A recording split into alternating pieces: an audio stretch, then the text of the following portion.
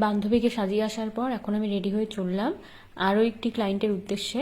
আজকে রেজিস্ট্রি ম্যারেজের উপলক্ষে একটি সাজানো আছে, তো সেখানে আমি সেই দিদির বাড়িতে চলে গেলাম, যেটা আমার বান্ধবীর বাড়ির একদম কাছেই আর কি। তো দিদির কাছে শুনে নিই কেমন সাজবে। নর্মাল আর সাধারণভাবেই চাই, আর চুল একদম প্রায় সাধারণ, আর একটু ওপেন রাখতেই হয়। ছাটি লুক হলেই চলবে। আই মেকআপও সেটেল হবে তো? হ্যাঁ, আচ্ছা আচ্ছা, ঠিক আছে।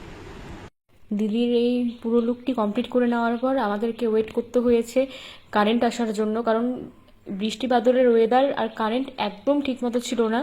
তো আমার শাড়ি, জুয়েলারি, মেকআপ সব কমপ্লিট। এবার শুধু আমরা মেশিনগুলো যেহেতু ইউজ করতে হবে হেয়ার স্টাইল করার জন্য, সেটার অপেক্ষায় বসে আছি। এতটা বিরক্ত লাগে এইরকম সিচুয়েশনে পড়লে, আধ ঘন্টার ওপর প্রায় বসে থাকতে হয়েছিল। এবার তারপরে ভাবলাম যে একটু একটু করে শুরু করি, যতটুকু করা যায় আর কি, মেশিন ছাড়া। তো মেশিন ছাড়াই অলমোস্ট গোটাটাই করতে হয়েছিল, শুধু লাস্টে যখন কারেন্ট আসলো তখন হেয়ারগুলো কার্লসটা অ্যাটলিস্ট করে দিলাম, কিন্তু ফ্রন্ট হেয়ার স্টাইল একদম নর্মাল সিম্পল রাখতে হয়েছে।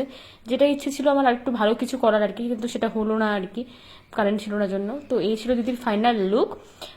দিদি এবং বাড়ির প্রত্যেকের মেকআপ ভীষণ পছন্দ হয়েছিল, আর আমার ওই সিম্পল সেটেল লুকটা ভীষণ ভালো লেগেছে, দিদি যেরকম চেয়েছিল ভিডিওতে তোমরা দেখলেই।